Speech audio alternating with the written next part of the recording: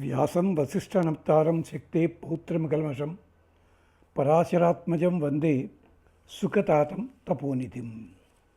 వ్యాసాయ విష్ణురూపాయ వ్యాసరూపాయ విష్ణవే నమో వై బ్రహ్మనిధయే వాసిష్ఠాయ నమో నమః.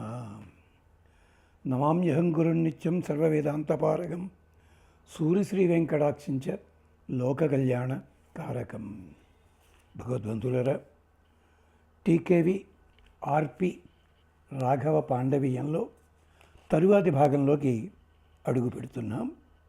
ఇక్కడ ధర్మరాజు విశేషం చెప్పుకుంటూ శమీతరువు దగ్గరికి వెళ్ళి నమస్కరించారు. అక్కడ దుర్గా స్తోత్రము చేశారు. అదంతా అయ్యింది. అక్కడ విరాటరాజుని ఆశ్రయించడంలో అంతరార్థం ఏమిటి అంటే, విరాట్ పురుషుడే ఆయన విరాటరాజు. విరాట్ చాలాసార్లు చెప్పుకున్నదే ఇది. జెండా మీద గుర్తేమిటి? మత్స్యము. ఆయన మత్స్యవల్లభుడు. అంటే మే జలే తిష్టతి, ఎప్పుడూ కూడా తను నీటి యందే ఉంటుంది. అంటే నీరంటే ఏమిటి? భూమండలానికి సంకేతము. దీని యందు పరమాత్మ ఉండి తీరతాడు. పక్కనే కీచకుడు ఉంటాడు, నిజమే. అవేమిటి? కలుపు మొక్కలు లాంటివి, గెడకర్రలవి, అంటే వెదుళ్ళు అనమాట. మరి అదెందుకయ్యా అని అంటారా? వెదురు లోపల ఎవరున్నారండి?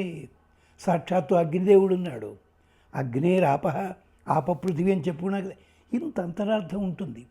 మన దురదృష్టం కొద్దీను కీచకుడినేమో విలన్లా చూసుకుని ఇదే చెప్పుకుని అది తిట్టుకుంటూ ఉంటాం. అన్ని గ్రంథాలు ఇలాగే చదువుతున్నాం మనం. కథాపరంగా ఉండనివ్వండి, వద్దంటలే. మళ్ళీ ఒక్కసారి జ్ఞాపకం చేస్తున్నాను, క్షమించాలి. రైట్ ఆనరబుల్ శ్రీనివాస్ శాస్త్రి గారు శ్రీమద్ రామాయణం మీద ఉపన్యాసాలు చెప్తూ, ఎప్పుడది 1947-48 ఆ ప్రాంతాల్లోది. ఆయన అంటారు ఒక చోట, ఏమిటో తెలుసునా, నీవు రామాయణ భారత భాగవతాలు లాంటివి చదివేటప్పుడు అది 20వ శతాబ్దము, 21వ శతాబ్దము లేదా 19వ శతాబ్దము దా భూతద్దాలో పెట్టి చూసి ఇది రైటా, ఇది తప్ప, ఇది ఎందుకు ఇలా చెప్పారు, ఇలాగే ఎందుకు కావాలి అని అడక్కు. నువ్వు ఆ యుగానికి వెళ్ళు. ఆ యుగానికి వెళ్ళి అక్కడ తెలుసుకోగలిగింది ఏందో అది తెలుసుకోమాటాడు అని అంటారు ఆయన. అంచేత కథాపరంగా దుర్మార్గులు, మంచివాళ్ళు, మరొకళ్ళు అంతా ఉన్నారు. కానీ ఒక్కసారి అంతరార్థం చూసుకున్నట్టయితే దాంట్లో మనకి వ్యక్తిత్వ వికాసానికి పనిచేస్తున్నది. అంచేత విరాటును ఆశ్రయించి ఉన్నాడు, వెళ్ళాడు ధర్మరాజు. అంటే భగవదాశ్రయానికి ప్రతీక. అందుకనే విరాటరాజు మీద ప్రేమ ఎంత గొప్పగా చూపించాడు తెలుసా? కృష్ణ పరమాత్మ ఏం చేశాడు?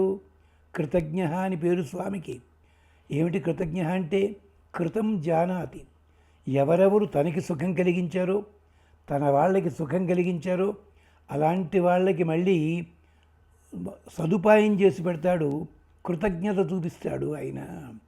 అందుకనే చూడండి, అభిమన్యుడికి భార్యలు, ఇతర భార్యలు ఉన్నారు, వాళ్ళకి పిల్లలు ఉన్నారు, ధర్మరాజుకి ఉన్న అందరికీ ఉన్నారు. కానీ అభిమన్యుడికి ఉత్తర గర్భంలో జన్మించిన మహానుభావుడు పరీక్షితునే పాండవుల రాజ్యానికి అర్హుణ్ణి చేశాడు. ఎందుకని? ఉత్తర ఎవరి కూతురు? విరాటరాజు కూతురు. విరాటరాజు కొరకు కష్టంలో పాండవులకి ఆశ్రయం ఇచ్చాడు. మామక పాండవా అన్నాడు ఆయన. పాపం మామకాహ పాండవాశ్రయమంటే పాండవులు నా వాళ్ళని కాదు, నా వాళ్ళు పాండవులని ఆయన ఉన్నది. కానీ మమ ప్రాణాహి పాండవ అన్నాడు కృష్ణ పరమాత్మ. అదిగో అందుకని అలాంటి కృతజ్ఞత చూపించాడు. అంటే విరాటరాజు ఆశ్రయం అన్నది విరాట్ పురుషుని దర్శనము, అక్కడ ఉండడమే. అందుకనే రాయబారానికి సాక్షాత్తుగా కృష్ణుడే బయలుదేరి వెళ్ళాడు. నిజానికి కృష్ణుడిని నువ్వు రాయబారిగా వెళ్ళవయ్యా ఎవడు అడగలేదండి. గమనించండి ఒక్కసారి. సంజయ్ రాయబారము, అంతకుముందు ఇంకోటి రాయబారము, పురోహితుడు రాయబారం అన్నీ అయిన తర్వాత సంజయుడు రాయబారం దగ్గర కృష్ణుడే అంటాడు, ఇదిగో మీ మహారాజుకి చెప్పు, మా మామయ్యకి చెప్పు, నేను వస్తున్నా అని చెప్పి పాండవుల పక్షాన్ని రాయబారిగా నేనే వస్తున్నాను. ధర్మరాజుకి తల తిరిగిపోయిందండి. అయ్య బాబోయ్, రథంలో కూర్చుంటాను ప్రతిజ్ఞ వేరు, ఇప్పుడు రాయబారి అంటే మెడలో చీటీ కడితే ఆ చీటీ పట్టుకొని అప్పచెప్పడం. అంతటి వాడా, ఎంత గొప్పవయ్యా. అందుకనే అంటాడు తిరుపతి వెంకట నాటకంలో, కృష్ణ పరమాత్మ పద్యం ఉంటుంది చాలా బాగా. నా తరము కాకయున్నను చేతులు జోడించుకొనుతూ చేసేదా నీ పనిని, నీ తలపు తెలుపుము అఖిల ధరాతలపతి రత్నమౌళి రంజిత చరణ అంటాడు. ఎంత గొప్పగా చెప్పాడండి. అది విశేషం అన్నమాట. మా మిత్రుడు ఉండేవారు డి మురళీ రాధాకృష్ణమూర్తి గారు అని చెప్పి, ఇప్పుడు లేరు, వారు కాలం చేశారు. వారు స్టెనోగ్రాఫర్ మా ఆర్ఈసీలో. కానీ కృష్ణ పరమాత్మ వేషానికి ఆయన ప్రసిద్ధి. ఈ పద్యం చదివేవారు కళ్యాణి రాగంలో ఒకసారి, భీంపలాస్లో ఒకసారి కళ్ళ నీళ్ళు వచ్చేవండి. ఆ ధర్మరాజు వేషం వేసిన ఎవరు అంటే మా మేనమావ గారు ఉండేవారు, యోగా నరసింహాచార్య గారిని. నేనేమో సహదేవుడి వేషం. పులకించిపోయేవాళ్ళం. నా తరము కాకయున్నను చేతులు జోడించుకొని చేసేదా తెలుపుము ఆజ్ఞాపించవయ్యా అంటాడు. అది విశేషం. అందుకనే అధర్వణవేదం చెప్తుంది, విరాట్ వాక్, విరాట్ పృథివీ, విరాట్ అంతరిక్షం, విరాట్ ప్రజాపతి, విరాట్ మృత్యు సాధ్యానాం అధిరాజ బభూవ తస్య భూతం భవ్యం వసే సహ మే భూతం భవ్యం వచే కృణోతు. విరాటరాజును ఆశ్రయించడంలో అంతరార్థం చూడండి. విరాట్ వాక్, ఆయన వాక్కుకి సంబంధించినవాడు, వాక్కుకి దొరికేవాడు, వాక్కుకి అధిపతి ఆయన. విరాట్ వాక్, విరాట్ పృథివీ, ఆయన పృథివీ కూడాను. అంతేకాదు విరాట్ అంతరిక్షం, ఆయన వల్లే నిలబడింది కదా. విరాట్ ప్రజాపతి, ప్రజాపతి అంటే ప్రజలందరినీ రక్షించిన వాడు అని అర్థం. అంతేకాదు ప్రజా అంటే స్తోత్రము చేసేవాళ్ళు, వాళ్ళందరినీ కూడా రక్షించినవాడు.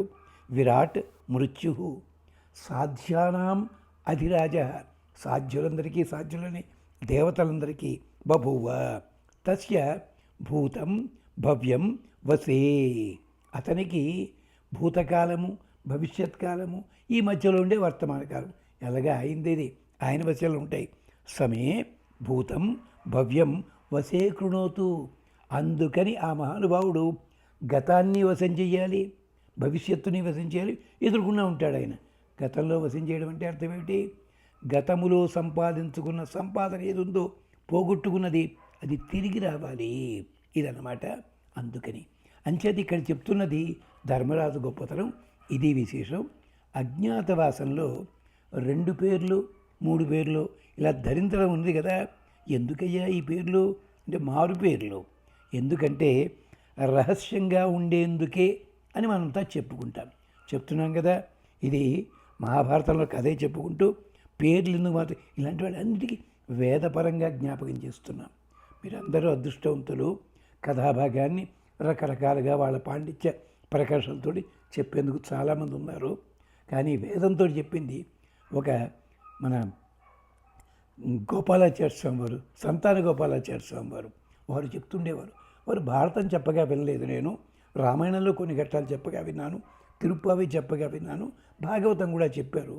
అది ఆదర్శంగా పెట్టుకుని భారతంలోంచి తయారు చేయడం జరిగింది.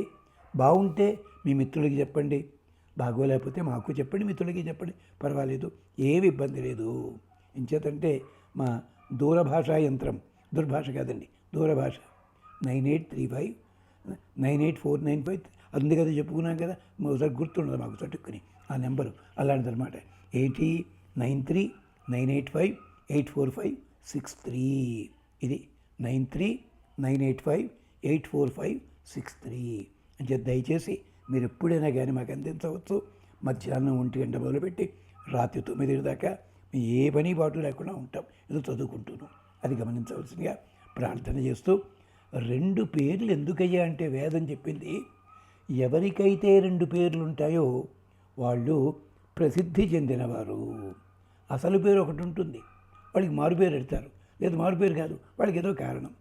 ఇది సినిమా రంగంలో కానీ లేదా సంగీత రంగంలో కానీ మరొకటి ఇంత అలవాటే, రచయితలకు కూడా అలవాటే, వాళ్ళ పేరు అసలు ఒకటి ఉంటుంది. అదనమాట ఇలాగా 2 పేర్లు. ఎందుకంటే ఒక సరదా కథ ఒకటి ఉంది. ఏమిటంటే కౌరవుల పాండవులకు కూడా అందరికీ రకరకాల పేర్లు, 2 పేర్లు 3 ఇలా ఉన్నాయి. అర్జునుడికేమో 10 పేర్లు ఉన్నాయి, కృష్ణుడికేమో 1000 పేర్లు ఉన్నాయి. ఎందుకండి ఈ పేర్లన్నీ పల్లాక అంటే అజ్ఞాతవాసంలో పేర్లు మాత్రము ధర్మరాజు పెట్టాడు ప్రత్యేకించి. వాళ్ళకి వాళ్ళ కీర్తి ద్వారా కృషి ద్వారా వాళ్ళకి వేరే పేర్లు వచ్చి ఉండొచ్చు కాక, కాదని అంటలేదు. ఇక్కడ మాత్రం ధర్మరాజు పెట్టాడు. జయో జయంత విజయ జయత్సేన జయద్బల ఇది గుహ్యాని నామాని చక్రే తేషాం యుధిష్ఠిర. ఆ పేర్లు పెట్టాట. జయ జయంత విజయ జయత్సేన జయద్బల. విజయ అప్పటికే ఉంది, అర్జునుడికి వేరది, కొత్తగా ఎందుకంటే అదే పేరు పెట్టేట మళ్ళీను. అదో తమాషా. అందుకనే కన్నడ భారతం కుమార విజయుని పేరు పెట్టారు దానికి. అంటే అర్జునుడే హీరోగా పెట్టుకున్నారు వాళ్ళు అక్కడ. అంచేత విజయ జయత్సేన జయద్బల ఇలాంటి నలుగురికి పేర్లు పెట్టాడు. చక్కగా సైరంధ్రి అమ్మాయి పెట్టుకుంది. అందరికీ జయం. ఇది ఉభయ సామాన్యమైనది, అందరికీ కామన్ అంటారు దీన్ని. లోతుగా చూస్తే వాళ్ళ వాళ్ళ వ్యక్తిత్వాలకి ప్రతీకగా ఉంటుంది.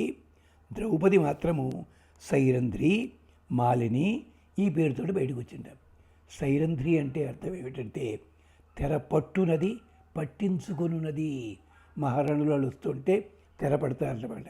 అలాగే కూచిపూడి నిత్యంలో కూడా అరతెర పట్టుకుని ఆడినదే అందమైన మంగళ తోట వాళ్ళు ఏం చేస్తుంటారు, ఆ నాట్యకత వచ్చేప్పుడు తెరబట్టి లాగుతుంటారు ఇలా. కానీ అక్కడ అది కాదండి, వామనావతారాన్ని వర్ణన చేస్తూ లక్ష్మీదేవి ఇక్కడ కూర్చుంది, ఆయన పైన కృష్ణాజనం కప్పుకున్నాడు, అరతెర అడుగున ఆడినదే అలమేల్మంగ అన్నమాచార్య భావం. అది చూసుకోవడం కొంచెం జాగ్రత్తగా.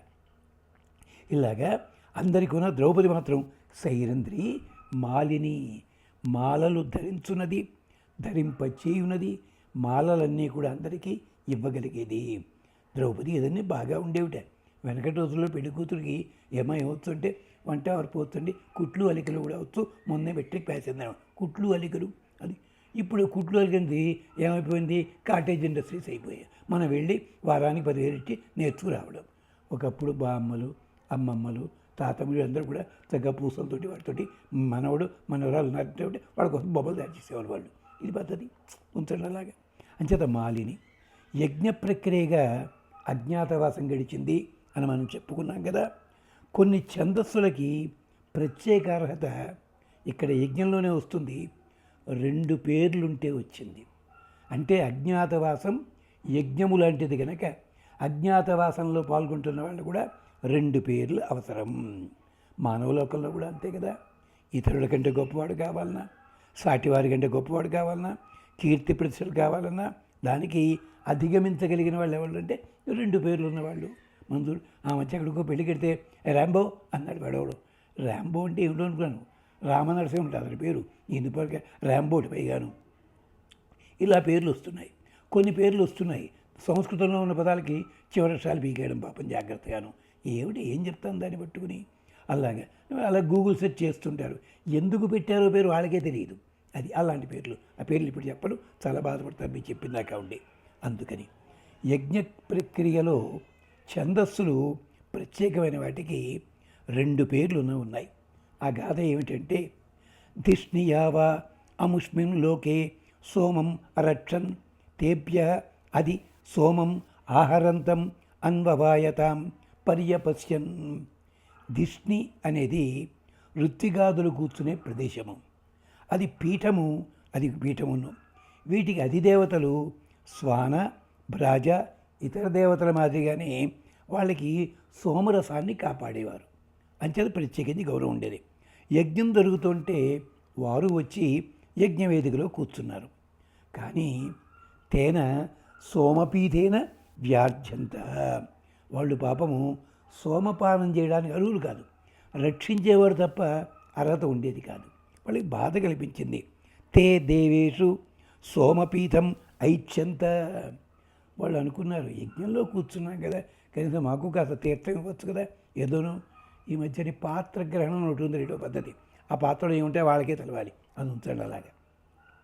ఇక్కడ సోమర మాకు ఇవ్వచ్చు కదా తీర్థం అని చెప్పి తాన్ దేవాన్ అబ్రువన్ వాళ్ళకి కోపం వచ్చి మొహముడుతూ కూర్చున్నారు.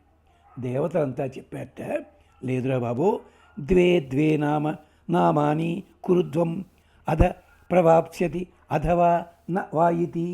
మీరు 2 పేర్లు పెట్టుకోండి.